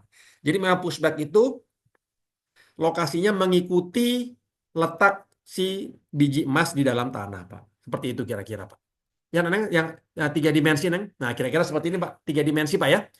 Jadi yang area yang berwarna biru itu adalah area open pit mining yang pertama, Pak. Kemudian area yang berwarna merah itu adalah pushback yang kedua, Pak. Setelah kita lakukan pushback, sehingga bisa kita ambil biji-biji di dalamnya, Pak. Kemudian yang area yang berwarna kuning itu adalah eh, batas lokasi dari biji-biji emas yang ada, Pak. Jadi biji emasnya ya hanya segitu luasnya, Pak. Kira-kira begitu, Pak, Pak Andrew ya. Jelas itu untuk menjawab pertanyaan yang kadar emas dari yang open pit, Pak. Nah, kemudian Bapak juga jadi eh, naik turunnya itu memang ya dari yang ada dari kuasa Allah, Pak, dari kadarullah. Kita tidak bisa kadar emasnya tergantung tergantung apa yang ada di bawah, Pak. Dan itu yang akan kami produksikan, Pak. Tapi dari uh, estimasi JORC kami dari konsultan tambang kami yang ada di Australia itu cukup baik, Pak, karena rata-rata kandungan open pit itu di angka sekitar 1,5 gram per ton dan undergroundnya itu 4,9 gram per ton, Pak. Nah, kemudian ini menjadi pertanyaan yang berikutnya, Pak. Dari pertanyaan Bapak adalah yang underground. Pertanyaan Bapak, yang underground itu kan tadi saya sampaikan kandungannya 4,9 gram per ton. Namun di beberapa pemberitaan itu kan antara 3,5 sampai 3,6 gram per ton. Kenapa ada gapnya seperti itu, Pak ya? Nah, ini bagus sekali nih. Bagus sekali nih. Saya baru dengar pertanyaan seperti ini dari Bapak. Nah, coba dibesarkan yang yang yang cadangan aja, Neng. Yang di bawah digedein. Gedein, Neng. Gedein, Neng. Ya, cukup. Agak ke atas lagi. Iya, cakep. Nah ini Pak, kita lihat di tabel yang di bawah Pak ya. Yang di atas dan di bawah nggak ada masalah Pak. Yang di atas itu adalah sumber daya, yang di bawah itu cadangan Pak ya. Oke, yang paling gampang yang cadangan aja lah Pak, cadangan. Bapak lihat, itu rata-rata yang AU Pak. AU itu artinya emas Pak ya. AU itu Bapak lihat, yang underground saya itu grade-nya Bapak lihat 4,9 gram per ton Pak. Bapak lihat 4,9 ya. Nah itu 4,9 gram per ton. Namun kenapa rata-ratanya turun menjadi 3,2 gram per ton? Karena saya mesti kombinasikan dengan biji emas yang saya ambil dari open pit, Pak, dari tambang terbuka. Itu ada yang 0,79 gram per ton, 1,7 gram per ton. Dia rata-ratanya hanya 1,1 gram per ton, Pak. Jadi kadarnya rendah, Pak. Jadi begitu kita blend in, kita jadikan satu ya, average-nya jadi turun, tapi tetap luar biasa, Pak, 3,2 gram per ton. Itu yang cadangan. Yang sumber daya di atas, Pak. Itu sama juga, Pak. Yang sumber daya. Coba nah, itu undergroundnya itu yang itu Pak yang ada stop neng ya. Itu ada total river reef itu ada 4,9 gram per ton Pak ya. Nah, itu undergroundnya Pak. Tapi Bapak lihat kenapa rata-rata grade average-nya turun menjadi 3,5 gram per ton. Karena saya harus memproduksikan eh, apa namanya Pak? Ini takut habis. Ya. Saya mesti memproduksikan eh, biji-biji emas. Tuh. Ya, biji-biji emas yang juga dari open pit, Pak. Yang mana kadarnya itu semuanya di bawah 1 gram per ton, Pak. Itu, Pak. Ada yang hanya 0,9 gram per ton, 0,6, 0,5 itu, Pak. Hill Reef. Itu semuanya Hill Reef itu open pit, Pak. Nah, karena saya mesti blend in dengan si open pit yang underground tadi, maka kandungan emasnya turun menjadi 3,5 gram per ton. Tapi tetap luar biasa, Pak, 3,5 gram per ton dengan harga di atas $3.000 Pak, 0,5 gram per ton aja ditambang Pak. Apalagi 3,5 gram per ton Pak. Nah, tapi intinya Pak, yang open pit itu akan habis lah Pak di 2027-2028 Pak. Jadi hampir semuanya akan menjadi underground mining nanti di 2028 ke atas Pak. Nah, pertanyaan terakhir dari Bapak itu mengenai blokade, betul Pak. Itu memang unfortunately Pak, khusus untuk tambang mineral emas, terutama di negara dunia ketiga, Pak Andrew, pasti berbenturan dengan penambang liar, Pak. Nggak bisa enggak. Pasti, Pak. Kenapa? Cara memproses emasnya itu lebih mudah dibanding yang lain, seperti koper, nikel. Mereka pakai merkuri, Pak. Tapi itu berbahaya buat kesehatan mereka sendiri, Pak. Dan yang terambil itu juga biasanya emas-emas yang biji-biji yang grade rendah, Pak. Karena jadi sisa-sisa dari penambangan terbuka kita sebenarnya, Pak. Dan inilah selalu berbenturan, Pak. Dan akhirnya para penambang liar ini karena merasa lahannya yang bertahun-tahun turun-temurun mereka operasikan, kita ambil, padahal kita ini kan resmi, Pak. Pakai izin dan lain-lain, Pak ya. biasalah mereka demonstrasi dan lain-lain, Pak. Karena keluarganya juga ikut menuntut ingin mendapat bagian. Tapi selama ini bisa kita tangani dengan baik, Pak. Yang di Palu, Pak. Contohnya itu dari masyarakat lingkar dalam, masyarakat komunitas terdekat dengan tambang kami, itu biasa kami pekerjakan, Pak, untuk tenaga yang non teknis, Pak, seperti housekeeper, driver, satpam, eh, kemudian chef, waiter, itu kita untuk laundry baju-baju gitu, Pak, ya. Itu semuanya dari putra daerah, Pak. Tapi kalau yang teknis tentunya, Pak, seperti geologis, metallurgis, mining engineer, mesti orang yang mumpuni gitu, Pak, ya. Jadi aman, Pak, untuk blokade dan lain-lain. Semoga menjawab pertanyaannya, Pak Andrew, ya. Oh, ini juga banyak pertanyaan bagus sekali nih yang di chat, Pak, ya. Oke, Bagus sekali. baik. Terima kasih untuk jawabannya Pak Herwin. Ini sini saya akan lanjutkan untuk pertanyaan-pertanyaan dari chat mungkin ya Pak. Ya. Oh, oke, yang pertama dari Pak Hadi Surya, apa perbedaan open pit mining dengan underground mining? Eh, Kurang lebih seperti tadi sudah cukup cukup jelas dijelaskan oleh Pak Herwin. Namun di sini ada pertanyaan lanjutannya Pak. Dan bagaimana biaya untuk perbandingan kedua jenis tambang tersebut? Nah, di sini juga Pak Adi Surya juga menyampaikan pertanyaan kedua, yang mana pertanyaan itu juga serupa dengan pertanyaan dari Mbak Vika ya, yaitu eh, BRM untuk saat ini masih mengandalkan pihak lain untuk permurnian, seperti yang tadi disampaikan Bapak dari HRTA sama dari Antam ya Pak. Nah, pertanyaannya kenapa belum berinvestasi ke alat permurnian sehingga bisa menekan cost processing untuk memaksimalkan harga jual? Oke, kurang lebih seperti itu Pak. Baik, baik, baik. Oke, kita coba satu persatu ya. Bagus, Pak Efraim. Terima kasih. Oke, Sama-sama Pak Pak. Adi Surya. Jadi betul, Pak, jadi sudah dijawab, Pak, ya, bahwa open pit mining itu adalah penambangan terbuka, Pak. Sudah kita jelaskan. Sedangkan underground mining adalah penambangan bawah tanah, Pak. Dan memang biayanya berbeda. Orang suka lupa, Pak. Saya selalu bilang, underground mining itu nanti cash cost-nya lebih kecil dibanding open pit mining. Mereka bingung, bukannya lebih susah membangun underground mining. Maksudnya kan operating cost-nya lebih mahal. Nah, ini saya jelaskan. Kalau untuk capex-nya atau belanja modal, tentu lebih besar underground mining. Karena memang lebih kompleks pembuatannya.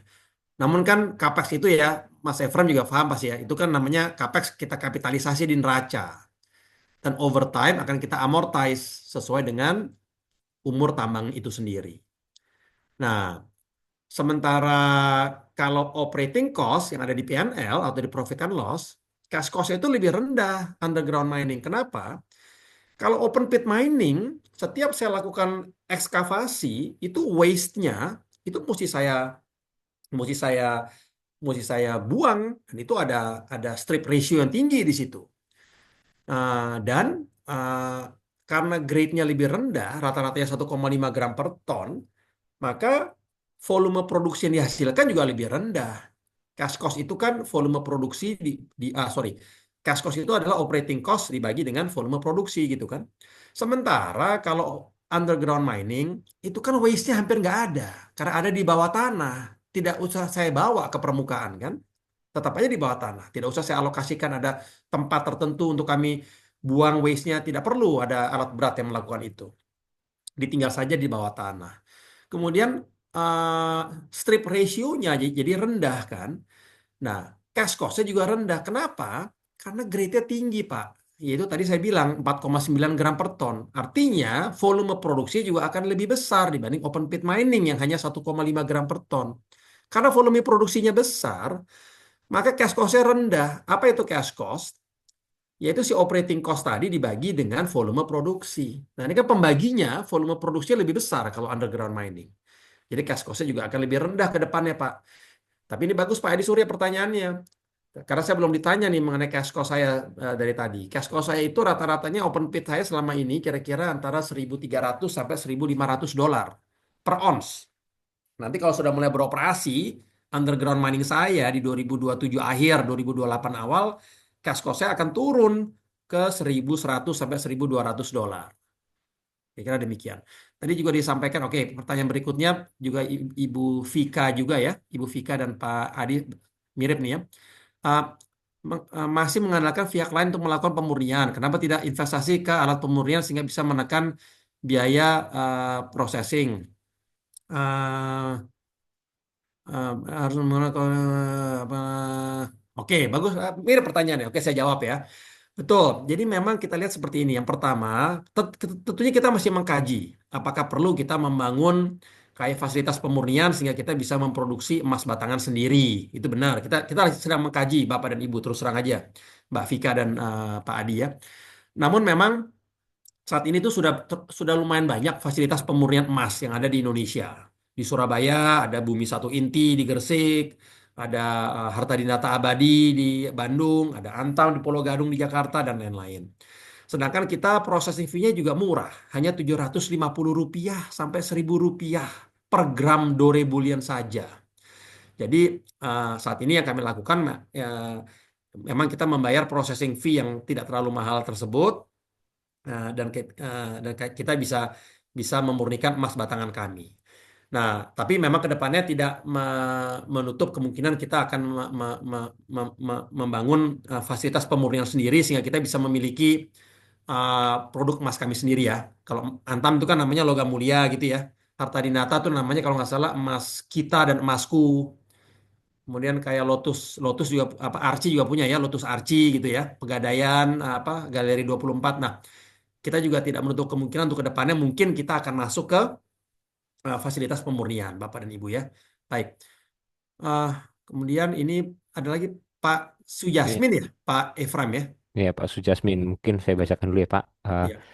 Yang pertama dari cadangan emas untuk tersisa berapa tahun. Kemudian di sini yang kedua untuk production unit untuk tiap gram emas itu tadi Hmm. sudah disampaikan ya berbeda antara underground underground mining sama pit mining.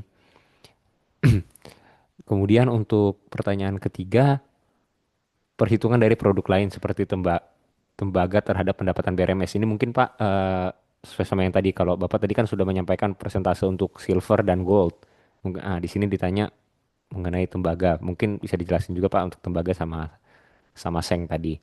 Dan ada pertanyaan keempat di bawahnya ini nyambung bagaimana dengan royalti emas dan AMDAL. Ini sesuai ke berita yang baru-baru ini tentang royalti terhadap emas. Kurang lebih begitu sih Pak. Oke, Mungkin oke. boleh Kita bisa ke Pak dijawab Pak. Suyasmin dulu ya. Setuju saya Ya, sebelum ke Pak Hilmi ya. ya. Bagus, bagus. Wah, ini luar biasa nih klien-kliennya Mas Efram nih sangat sangat mengerti mineral mining nih. Saya nggak jarang sampai seteknis ini pertanyaan. Bagus, bagus tadi. Oke. Makasih Pak. Ehm, oke, oke Pak Sujasmin. Pak, oke, ini paling gampang gini Pak. Ini dibesarin Neng. Oke, yang kita ngomongin cadangan dulu Pak Suyasmin ya. Kita nggak usah ngomong resource lah. Kita ngomong yang konservatif cadangan dulu. Ya, cukup Neng. Bapak lihat cadangan kami Pak.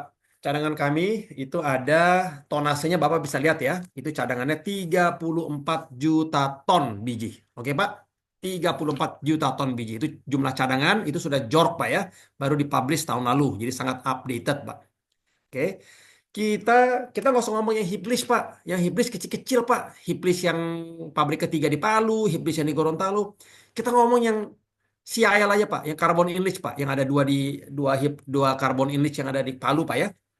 Satu 4.000 ton biji per hari, satu 500. Tapi kan 500 akan kita upgrade ya. Katakanlah ke 2.000 lah. Sebenarnya sebenarnya saya bilangnya ke 1.000 sampai 1.500 karena saya konservatif. Sebenarnya kita upgrade ke 2.000. Jadi bayangkan kita akan nanti punya pabrik di 2027 satu 4.000 ton biji per hari, satu lagi 2.000 ton biji per hari. Kan 6.000 Pak. Ya, 4.000 plus 2.000, 6.000 ton biji per hari. 6.000 ton biji per hari saya kali 360 hari. Pak Yasmin. Saya dapat 2,2 juta ton biji per tahun. Oke, berarti 34 juta saya bagi 2,2, saya dapat 16 tahun Pak umur tambangnya. Jadi umur produksi saya tuh 16 tahun. Jadi itu sudah full capacity dan itu baru dari blok 1 Poboya saja Pak Suyasmin. Saya belum ngomong blok 2, 4, 5, 6 yang belum kita explore. Dan ini baru dari reserve saja Pak Suyasmin. Belum tambahan resource-nya Pak ya. Resource ada tambahan tuh dari 34 menjadi 40 ada tambahan 6 juta ton berarti. Jadi 16 tahun umur produksi Pak. Ya, jawabannya seperti itu. Um, cost of production. Cost of production tadi sudah kita jelaskan. Pertanyaan Bapak dalam gram ya. Tadi saya sampaikan costnya kita dalam ons, Pak. Dalam ons, saya tinggal Bapak konversi saja ya. Jadi costnya sekitar, cash cost kita sekitar saat ini 1.300 sampai 1.500 dolar per troy ounce, Pak. Itu cost productionnya, Pak. Nanti tinggal Bapak konversi menjadi gram saja. Kemudian perhitungan dari produk lain seperti tembaga, pendapat. Oke, ini pertanyaannya bagus. Tapi mohon maaf, ini memang saya ditanyakan terus, Pak. Namun belum bisa saya jawab. Karena kenapa? Untuk, nah tapi ini jadi membuka lagi nih, menjadi suatu informasi yang belum publik sifatnya, tapi terpaksa saya sampaikan nih Pak. Tapi ini konfidensial sebenarnya. Jadi gini Pak, untuk saya tahu berapa produksi tembaga saya mesti punya pabriknya dulu Pak untuk bangun untuk produksi tembaga. Untuk punya pabrik tembaganya, saya mesti tahu dulu Pak berapa jumlah cadangan tembaga yang saya miliki di Gorontalo. Untuk tahu cadangannya berapa, saya mesti melakukan tadi Pak, pemboran habis-habisan atau massive drilling campaign. Seperti yang dilakukan di Aman Mineral di Batu Hijau Pak. Itu 2 tahunan kira-kira Pak, pemborannya. Nah, rencananya Pak Suyasmin, itu di akhir bulan ini, awal bulan depan, kita akan umumkan, kita akan dapat mungkin fasilitas pendanaan. Mungkin jumlahnya sekitar 500 juta dolar. Itu dari konsorsium Pak ya. Ya kalau grup Salim Bapak bisa nebak lah. Nggak jauh-jauh Pak ya. Mungkin ya Bangkok Bank, Bank Permata, BCA dan lain-lain. Nah, kira-kira dari 500 juta dolar itu Pak, itu sebagian besar akan kami gunakan hanya untuk 2 aja Pak. Yang pertama kita akan gunakan itu mungkin sekitar 200-an juta dolar untuk menyelesaikan tambang emas bawah tanah yang ada di eh, Palu Pak sampai selesai di tahun 2027. Karena mesti mulai beroperasi kan Pak.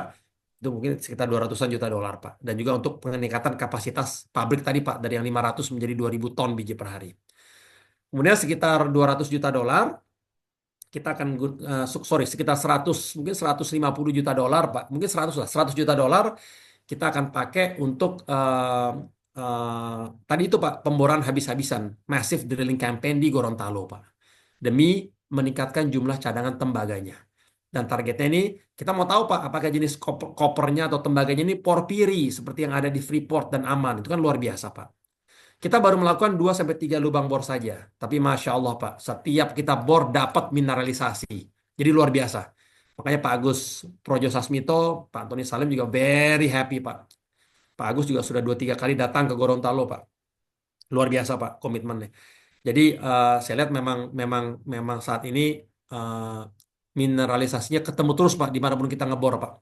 Tapi targetnya kita akan terus ngebor Pak untuk 2 tahun ke depan. Baru kita akan umumkan nanti Pak berapa sih jumlah cadangan tembaganya dengan skema JORC tentunya Pak. Itu kan bagus juga di market Pak kalau sudah kita umumkan. Jadi dari pendanaan yang nanti sisa pendanaannya mungkin sekitar 50 sampai 80 juta dolar kita pakai buat melanjutkan kegiatan eksplorasi yang ada di proyek-proyek yang lebih kecil tadi Pak, yang ada di Aceh dan di Banten gitu Pak ya. Nah, baru nanti ada sisanya sekitar 100-120 juta itu memang untuk kita refinance pinjaman Bank Mega. Kita saat ini ada pinjaman Bank Mega 120 juta dolar. Memang pinjaman Bank Mega ini adalah bridging loan karena memang kita ambil baru di 2 bulan yang lalu dan memang tenornya hanya 12 bulan. Dan ini memang harus di refinance dengan pinjaman yang dari konsorsium loan sindikasi ini. Karena pinjaman Bank Mega yang 120 juta itu memang diperuntukkan untuk memulai penambangan bawah tanah. Namun belum bisa sampai selesai karena perlu dana tambahan. Jadi untuk bangun portal atau pintu masuk ke mulut tambang bawah tanah tadi ya, pengadaan alat berat, hire simak mehon, kemudian bangun tunnel. Tapi untuk penyelesaiannya, makanya kita refinance dengan si pinjaman yang lebih besar dari Bangkok Bank tadi. Jadi dari 500 juta dolar nanti yang kita akan umumkan di bulan depan, itu 120 juta dolar untuk refinance si Bank Mega, 200 juta dolar untuk menyelesaikan tambang emas bawah tanah di Palu, 100 juta dolar untuk pemboran demi meningkatkan jumlah cadangan tembaga di Gorontalo, sisanya 80 juta dolar untuk melanjutkan kegiatan eksplorasi di Banten dan di Aceh. Ya Pak ya, jadi intinya dengan pinjaman tersebut akan ada hal positif yang akan kami umumkan. Yang pertama, tambang emas bawah tanah siap beroperasi di 2027 dengan kandungan emas yang lebih tinggi, 4,9 gram per ton. Yang kedua, kita akan announce, umumkan ke market, yaitu hasil pemboran dan tambahan cadangan tembaga dengan standar JORC atau JORC, Joint All Reserve Committee. Waduh, ini jadi belum publik, beritanya udah saya beritakan dulu nih mengenai pinjaman ini gara-gara Pak Suyasmin. Ya wes, sekarang ini pertanyaan dari royalti tadi ya, sambungannya. Royalti, betul Pak. Ini memang saya sebenarnya sensitif, tapi ya gimana Pak ya? Sebenarnya ini memang salah satu yang di luar kendali kami Pak, yaitu peraturan pemerintah Pak. Harapan kami ke depannya ada lebih kepastian lah dalam dan konsistensi Pak dalam peraturan pemerintah. Contohnya Pak, di tahun lalu tuh royalti hanya 10% Pak. Nah, itu kan tiba-tiba di April kemarin dinaikkan menjadi 16% Pak. Dan itu sangat kerasa Pak. Sangat kerasa. Karena itu adanya di top line. Di pendapatan langsung kena Pak. Dan terus terang royalties untuk tambang emas di Indonesia yang 16% itu termasuk yang tertinggi di dunia loh Pak. Sangat tinggi. Jadi ya mudah-mudahan ya harapannya tidak ada kenaikan lagi ya ke depannya ya. Kita beruntung sih dengan harga emas yang bisa di atas $3.000 ini masih ketutup lah apa untuk laba bersih kita masih profit margin kita masih cukup baik. Baik, Pak Hilmi nih. Coba nih Pak Efrem. Udah jadi Pak Suyasmin sudah jelas ya, tinggal Pak Hilmi nih. Oke, baik. Terima kasih jawabannya sangat menjelaskan, bahkan untuk pertanyaan mengenai tembaga tadi juga sudah sangat sangat dijelaskan ya, Pak. Terima kasih. Kemudian mungkin ini pertanyaan terakhir untuk sesi kita di hari ini ya, Pak. Eh, Pertanyaan adalah bagaimana strategi manajemen dalam eksplorasi emas dengan cepat, efisien dalam operasional agar kos produksi bisa hemat dan menjadi pendapat bagi bagian perusahaan. Mungkin menjadi pendapat bagi Pendapatan mungkin ya, pendapatan ya. pendapatan bagi perusahaan ya. Ya, oke, baik-baik. Oke, Oke. baik, bagus, bagus Pak Hilmi. Ya Pak, jadi memang betul Pak. Ehm, Terus terang Pak, ini saya perhatikan Pak, kita sudah melakukan banyak efisiensi Pak. Terus terang aja dengan masuknya kemarin grup Salim itu sejak tahun 2022 Pak. Banyak terjadi juga efisiensi Pak. Eh, eh, eh, Pergantian juga beberapa personel. Direksi juga ada 2 orang Pak yang keluar juga Pak ya. Jadi memang mereka ini semuanya bagus lah Pak. Meritokrasi saya lihat Pak. Berdasarkan merit ya. Kinerja Pak ya. Juga semuanya vendor-vendor juga ditender ulang Pak. Sehingga kita cari yang paling paling efisien Pak. Paling murah tapi juga kualitasnya baik Pak. Memang untuk kontraktor tambang ini kita tidak ada pilihan Pak. Kita pakai McMahon dan tidak murah McMahon Pak. Tapi karena mereka itu yang mampu untuk melakukan eh, kontraktor untuk tambang bawah tanah Pak. Karena kalau untuk tambang bawah tanah itu yang kami utamakan memang bukan efisiensi biayanya Pak, tapi lebih ke keselamatan kerjanya Pak. Karena berat sekali Pak kalau sampai ada tanah longsor Pak pada saat sedang melakukan tambang bawah tanah Pak. Apalagi kalau ada musim hujan yang besar Pak, sehingga pompanya tidak bisa memompa air keluar dari tambang bawah tanah itu bahaya sekali buat para penambang kami Pak. Karena kalau sampai ada fatality Pak ya, insya Allah, subhanallah mudah-mudahan tidak ada Pak ya, kalau ada sampai ada fatality, itu takutnya kan nanti susah Pak, dicabut izinnya Pak, izin AMDAL ya, atau izin lingkungannya dari Kementerian Lingkungan Hidup Pak. Jadi, dan juga Kementerian SDM Pak. Jadi kita mesti hati-hati Pak. Tapi betul Pak, ke depannya terus kita lakukan efisiensi Pak. Dan memang walaupun tidak murah untuk belanja modal untuk membangun tambang bawah tanah ini, namun kan biayanya itu kami bukukan, kami kapitalisasi sebagai mining properties Pak di neraca Pak. Dan kemudian kami amortize atau kami depresiasikan over time selama umur tambangnya Pak. Jadi lebih ringan lah Pak, nggak ada masalah. Sementara operating cost Bapak nggak usah khawatir, karena kalau sudah mulai beroperasi tambang bawah tanah kami, maka operating cost atau cash cost kami akan turun, Pak. Dari yang sekitar 1.300, $1.500, harapannya bisa menjadi 1.100 sampai $1.200, Pak. Jadi uh, akan ada efisiensi ke depannya, Pak Hilmi. Demikian dari kami. Terima kasih Mas Efraim. Aduh, luar biasa ini Oke. pertanyaannya. Saya akui ini sangat teknis dan juga dari sisi bisnisnya masuk, sisi teknisnya juga masuk. Oke, Luar baik. biasa. Terima kasih banyak, Pak. Mungkin satu pertanyaan lagi nih, Pak. Ini dari pertanyaan pribadi dari saya sebagai analis dan sebagai seorang investor di pasar modal ya, Pak. Semoga investor biar RMS, Pak ya. Ya, semoga iyalah tentunya, Pak. Nah, jadi Silakan, silakan begini, Pak. Pak. tentu sebagai investor dan sebagai analis kita kan melihat dari laporan keuangan dari balance sheet. Nah, salah satu indikator yang penting bagi investor untuk berinvestasi tentunya dividen, Pak. Nah, untuk BRMS sendiri melihat kinerja yang sudah semakin membaik, terus prospek ke depannya sudah semakin positif dan tadi juga ada beberapa proyek yang bisa bisa meningkatkan revenue dan pendapatan perusahaan cukup signifikan. Untuk kedepannya, apakah BRMS ada rencana untuk membagi dividen, Pak? Mungkin timelinenya juga kalau kalau Bapak berkenan mungkin juga boleh dikasih tahu timelinenya kira-kira kapan. Kurang lebih seperti itu, Pak. Luar biasa. Ini multi million dollar question namanya nih. Ini udah selesai, udah game over Pak. Pertanyaannya Mas Efrem ini udah Pak Andrew ini udah jadi ini gongnya udah. Oke Pak, jadi gini Pak. Siap. Betul Pak, pertanyaannya bagus. Jadi saat ini gini, Pak, saat ini kami sebenarnya tuh sudah lama dituntut untuk segera membagikan dividen oleh pemegang saham utama kami Pak ya, dari grup Salim juga Pak. Saat ini kan tapi kita punya retain earnings masih defisit Pak, masih belum surplus Pak ya. Bukan equity Pak ya, equity-nya positif. Tapi ini retain earnings Pak.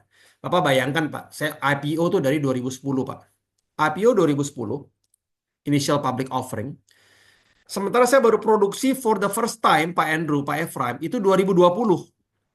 Karena itu pabrik saya pertama kali berdiri. Jadi bayangkan dari 2010 sampai 2019. 10 tahun saya hanya ngebor, eksplorasi, dapetin cadangan, sertifikasi KCMI, Komite Cadangan Mineral Indonesia, baru JORC.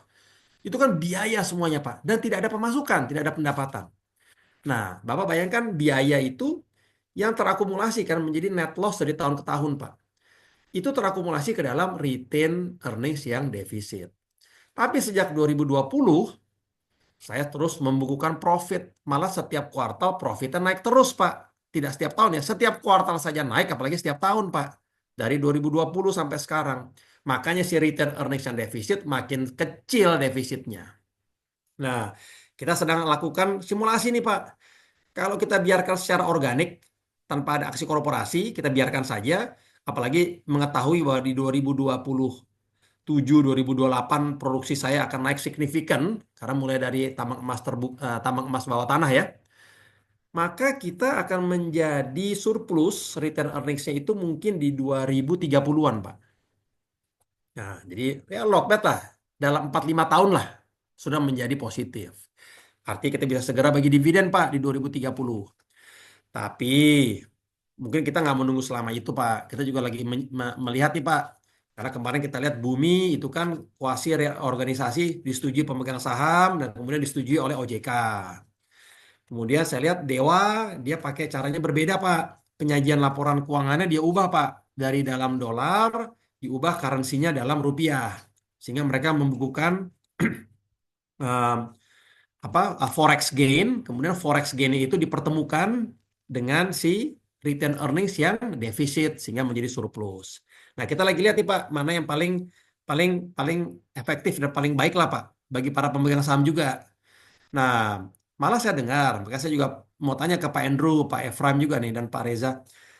Saya dengar ke depannya OJK sedang menggodok peraturan baru bahwa untuk kuasi reorganisasi tidak perlu persetujuan OJK. Artinya dia tidak mau campur tangan lah, ini urusan perusahaan.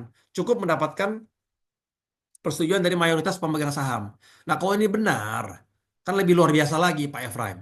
Artinya segera bisa kita rups lah untuk agenda kuasi reorganisasi dan untuk bisa agar return earnings bisa menjadi surplus sehingga kita bisa bagi dividen. Itu maksud saya. Tapi untuk menjawab pertanyaan Mas Efraim, kita sedang mengkaji Pak beberapa aksi korporasi yang terbaik untuk mempercepat pembagian dividen ini. Betul Pak, demikian.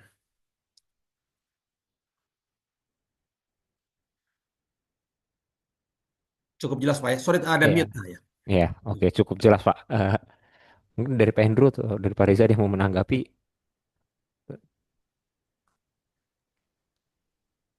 Ya, Sudah? dari suara saya kedengeran? Ya, Ya, Pak oke. Herwin, dari saya pribadi sudah cukup. Terima kasih penjelasannya sangat jelas ya Pak ya.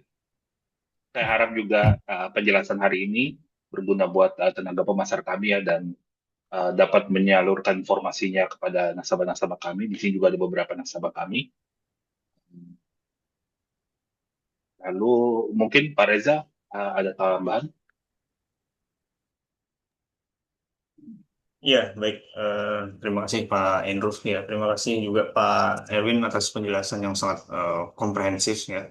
Jadi paling tidak diskusi kita di sore hari ini paling tidak itu bisa membuka wawasan kita untuk bisa lebih tahu secara detail ya kinerja dari BRMS itu seperti apa, terus kemudian pengembangan yang sedang dilakukan, bahkan rencana-rencana ekspansi tadi gitu. Bahkan tadi penjelasan terkait dengan perbedaan antara open pit dan juga tambang lain itu juga sangat jelas Pak gitu. Jadi kita harapkan seperti yang disampaikan oleh Pak Andrew tadi ya. Jadi paling tidak ini bisa memberikan wawasan yang lebih lah terhadap BRMS dan bagi eh, investor maupun nasabah kami yang sudah punya BRMS pun juga semakin yakin gitu bahwa kinerja dari BRMS ke depan akan semakin solid gitu. Paling yang ditunggu nanti pembagian dividennya kan Pak. Siap Pak, siap, Oke, siap Pak siap, Reza. siap. Oke, baik. Terima kasih Pak Erwin. Silakan Efrem. Oke, kalau gitu kita di sini kita akan masuk ke sesi untuk penyampaian electronic certificate ya. Mungkin Pak Reza bisa menjadi perwakilan dari Reliance untuk menyampaikan e-sertifikat tersebut. Mbak Devis, boleh ditampilin Mbak untuk e-sertifikatnya.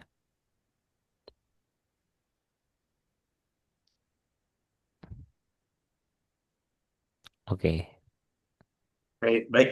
Terima kasih sekali lagi Pak Erwin atas paparan yang sangat komprehensif dan juga terima kasih juga atas kehadiran dari Pak Herwin, Bu Neneng juga yang apa namanya sebelum acara ini kita selalu komunikasi tektokan ya gitu sehingga acara hari ini berjalan sesuai dengan rencana dan lancar.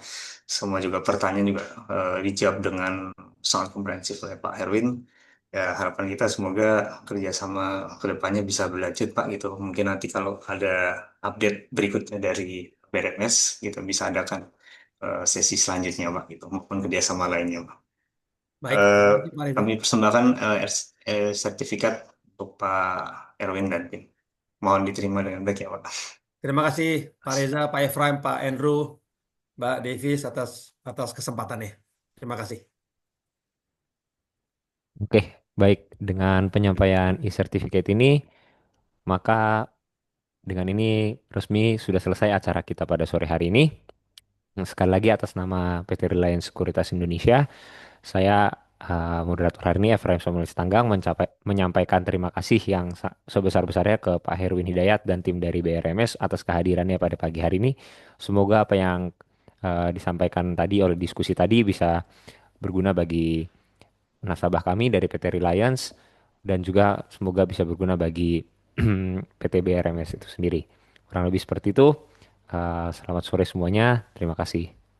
Baik, terima kasih Bapak Ibu rekan-rekan semua, Pak Erwin, Bu Neneng, terima kasih. Terima kasih Pak Terima Reza, Pak kasih, Andrew, Ya, Bapak Pak Ibu. terima Efraim, kasih Pak Reza, Pak Bu Davis, Edwin, terima Pak kasih. Andrew, Bu Davis.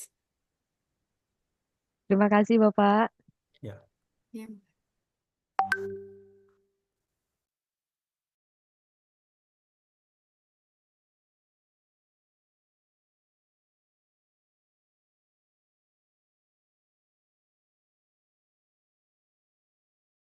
lagi sejak 3 KW